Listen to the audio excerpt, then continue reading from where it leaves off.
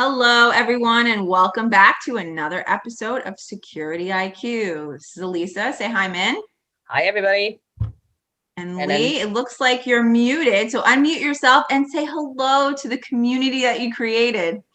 Hello, community that's allowed me to do this. I appreciate it. Thank you Allowed very you much. to- It's good to see you too. allowed you to do that. Huh? All right, we'll keep that in mind while we allow us to tease you relentlessly later on. Anyway, That's No, right. we'll see. You know what? I have no doubt. I had a thought.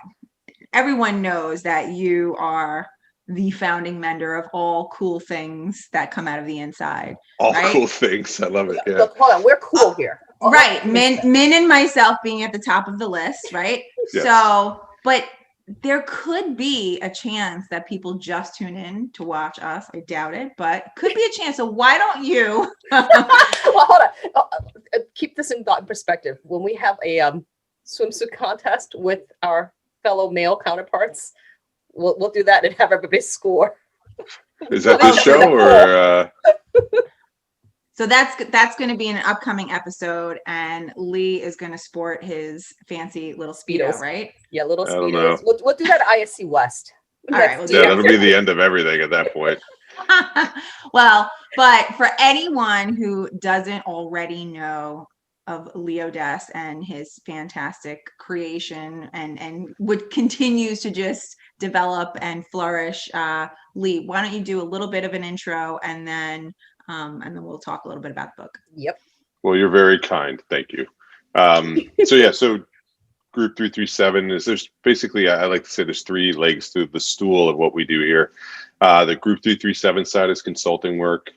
The Inside, which has inside access control, inside visitor management, the podcasts like this one that we help produce. And there's 12 of them at this point, and then 3 newsletters. And then we're just actually started kicking off the Inside on the writing side, where I feel like we've done a good job in the video and the podcasting. I want to get a little bit deeper. There's so many people in our industry that have amazing insights and thoughts and want to get more people writing about them. So we have sort of not only the video side, but also written, because it's just a different form, I feel like, of getting content across. So we've started to focus there, which is the new area that we're focused on. And then the last thing's called the Index, which is the analyst data side. So really trying to bring strategy, content creation, and data to the industry, and that's what we're trying to do. So yeah, it's been fun. It's been a hell of a year, not only because of everything going on the outside, but what's going on with what we've been putting together. So it's, I feel very sort of grateful, and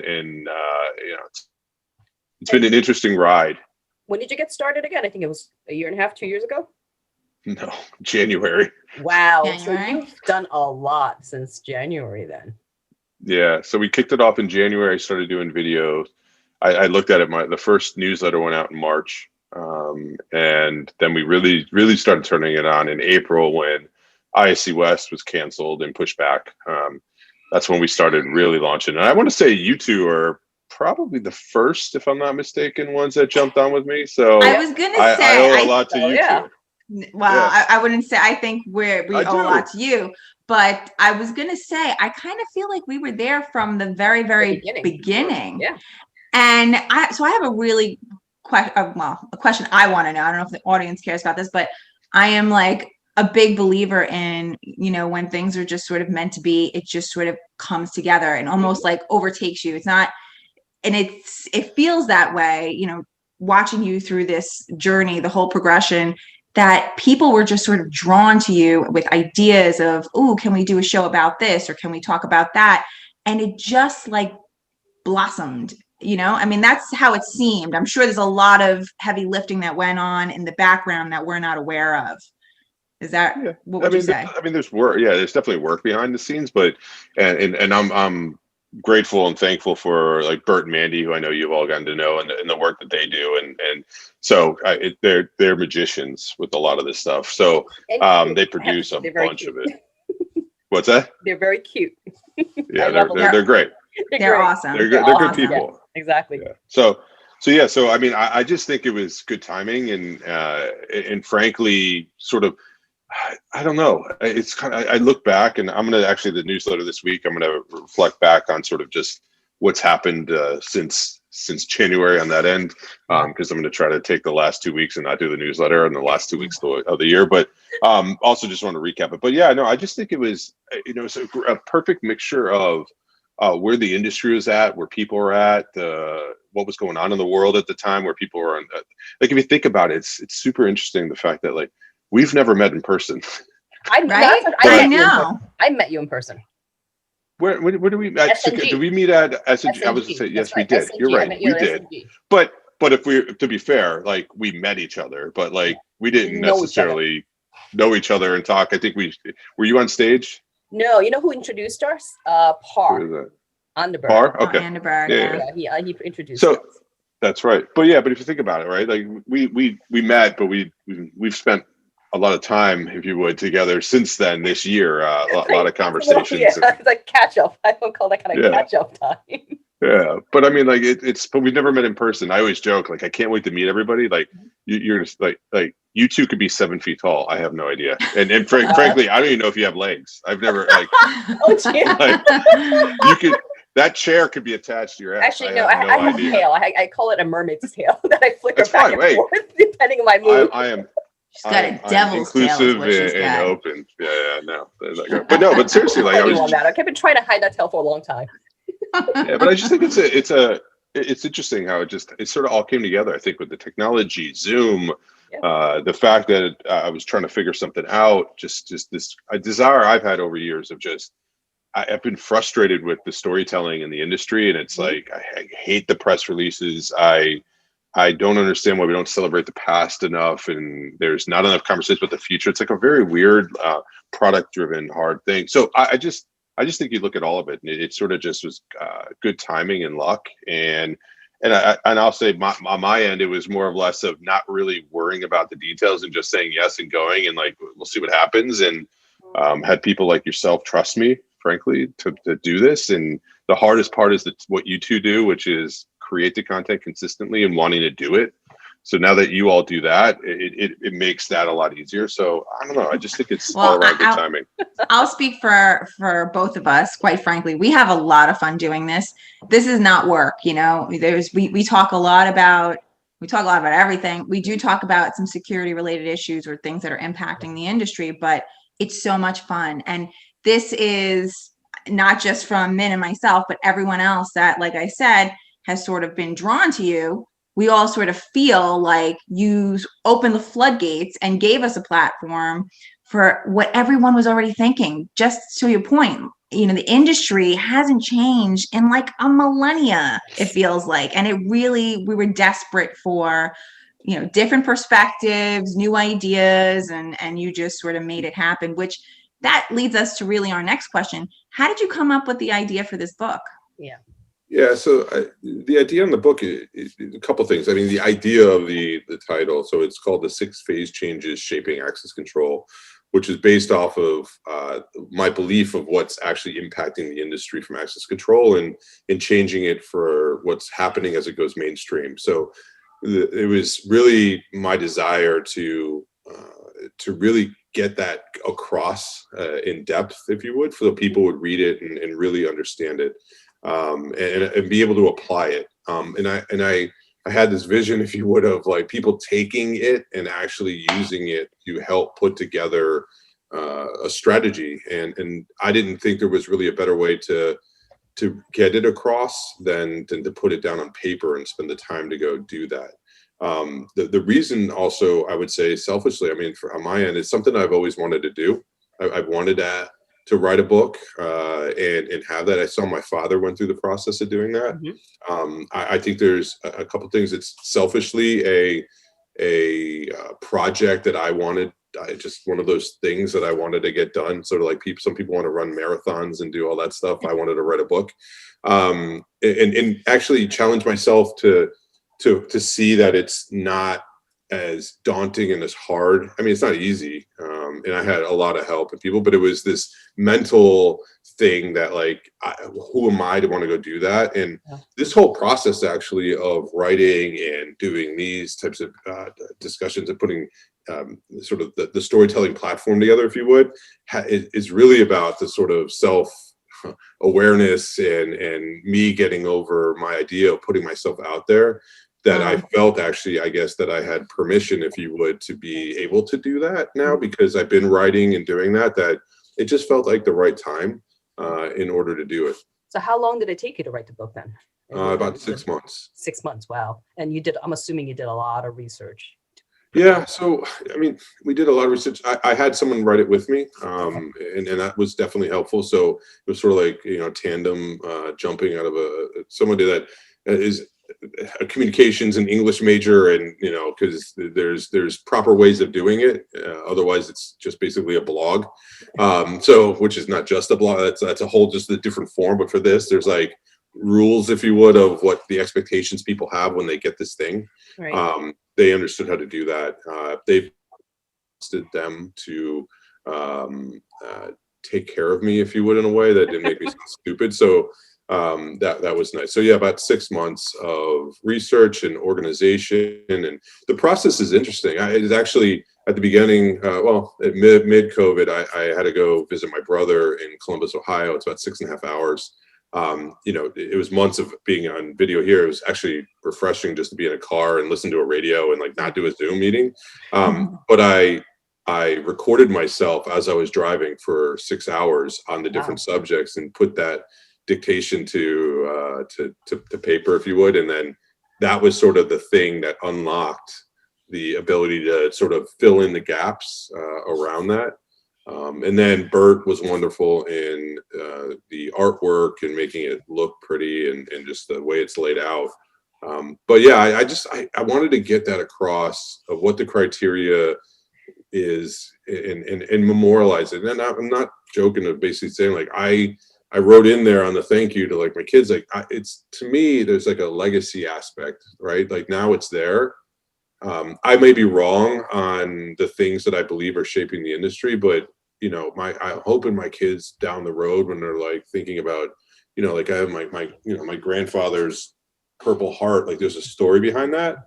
Like I want my kids to take a look at that and be like, all right, he might have been a schmuck, but at least he took some time to think about the impact that maybe he had. And again, in their head, they may think I made a much bigger impact than maybe I have, and that's okay, because I want them to feel like that in a way when they look back. And it's a tangible thing that I feel like they can be proud of. So yeah. So your kids are always your toughest critic. And I hear that from everyone. yeah. If you can win them over and get a wow out of them, then I think you've done pretty good. So who knows? I mean, I'm sure they'll be bored as hell over, access control and that stuff, but at least you never know. They may follow your footsteps. Yeah, we'll see. I don't know. It's good. So yeah, feedback so far has been good. And I'm hoping that I'm interested to see, the outcomes that if people apply it and use it. I'm hopeful that one person will, and if they do, that'll be meaningful enough. So we'll see. And tell everyone where they can get this book.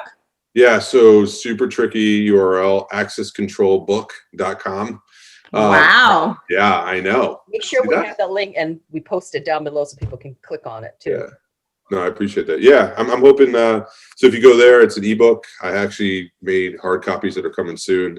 So that'll be here. And if I can, just real quickly, a couple things that are inside of it. Do you mind if I just? No, please. Right. So we try to take a different approach to, and it's sort of technical approach to what's impacting the industry. And I thought there'd be a couple of them that you all would find interesting in that. But number one's like technology, which is like, are you set up properly? Because if you think about it, we actually, one of the next one that I'm working on is I'm documenting the history of electronic access control right now. It's actually cool. I'm doing it with my father, cool. Which is pretty neat. We've been digging into things, some interesting stories there. And my dad's collecting all of that information, and we're going to put it in a trust and document it online so that it sort of like lives forever. If you would. Yeah, that'll be awesome. But a lot of the systems, they started like in 1973. We come to find out, like that's the year. So if you think about it, it's like 30, 50-year-old systems, most of them, right? So a lot of the technology isn't set up necessarily. That's what's needed for the use cases of today, like health, right? Like wellness. It didn't exist back then. This is about keeping bad people out. Right. So technology, innovation engines, how people innovate, are they set up properly? Because we're an industry that iterates off of those old platforms. Yeah. Innovation is, if you're introducing mobile technology right now, I hate to break it to you, but you're like 7 to 10 years late. Right. That's not innovation. That's iteration, and that's okay, right? Because people need to do that, but it's not innovation. And that doesn't mean it's not easy. It's hard, but again, it's not. There's Do you talk marketing. about the innovation from the, let's just say, VMS world or anything that would integrate to access control? Because I feel like that was such a breaking point in terms of a lot of these access control platforms were designed and built, in the analog days. And now here comes, all these new cool features through VMS. And now they're almost forced to change and recreate themselves. Yeah, so it's funny. So VMS in 2 ways: video and then a visitor, right? So Right. Well, I'm talking video. But oh no, I know. But I'm saying I wanted to bring both those together. 'Cause sure, it's a great totally. example. So like the disciplines that you have on the video side, like the cloud and the security needs and all the rest of it, like that stuff was recently applied to. So there's a lot of learnings on that end, and that can be applied. Now it's very different. I think the impacts, of course, is different, but the impacts are really different on the structure side of like how these stuff gets implemented. It's, people can argue with me if they want, but it's a lot easier to implement a video system than an access control because of the locks and the door and like all the things that go in. There's like licenses and all that stuff. It's just different. But on that end, then the visitor side. So the big thing on that end is like it's an industry that's been based off of cards and readers at the door. So there really has not been rich interfaces at all. And all of a sudden now there's this need for rich interfaces because whether it's on the phone and you now have the combination of video and that, but then even on the way that you interact with it, we never cared about the end user.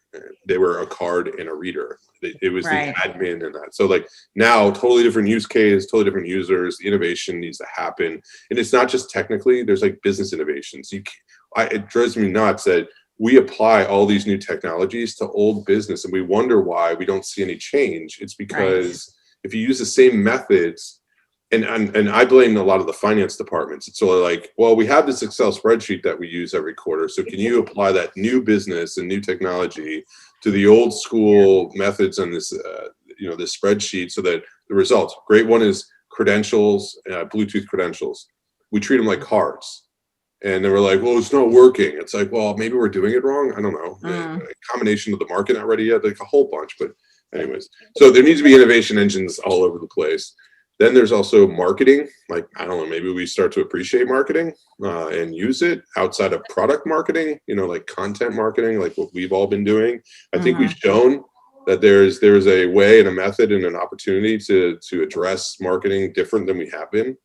And you can even, if you just want to track that one, like look how many companies have a chief marketing officer. It's like 0, maybe 2. And there's just it tells you where, if you want to follow where the money's going, it hasn't been going that area, but as the industry goes mainstream, 100% going to need it on that end.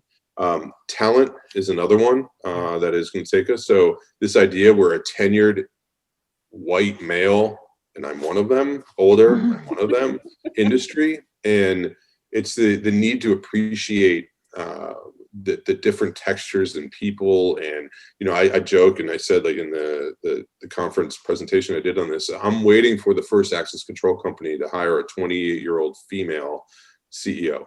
Like, look, when, if anything. But that's the tech industry also in security. It's just we hate to say. Well, you know what, Elisa, we'll talk about that later on. No, so, all right. So I purposely say like the CEO and 28 and like, just to sort of like, create the binary gates of like, so somewhere in between there, like just another seat at the table. And that's why I talk about COIs. And really, if I was leading an organization like that, I mean, really tapping into that just to find out, not only that, but I mean, that generation of buyers and the rest, all of those people, not all of them, but majority of them are going to be the people that are running a lot of the come down the road. Like, why would this is very reflective of the overall problem in the industry.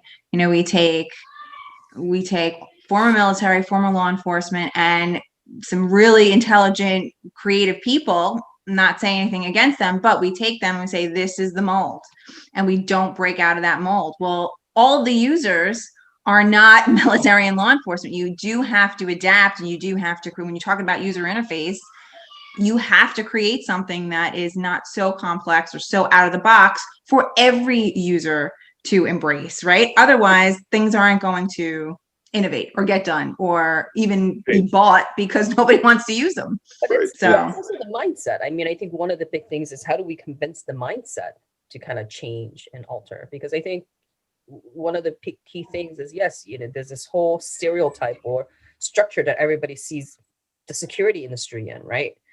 But the thing is, there's people, you know, we're just starting now to talk about the change in mindset, you know, thinking outside the box, as we like to call it quite a bit, but really kind of taking that step backwards and kind of looking in objectively, because in the past, it's always just been a very subjective point of view of what security is. And I think that's been a challenging effort. I think that's where Lee is really sort of breaking that mold, right? Yes. So that's why we're here. That's why we're all having these conversations. And I guess that's the need for this book, right?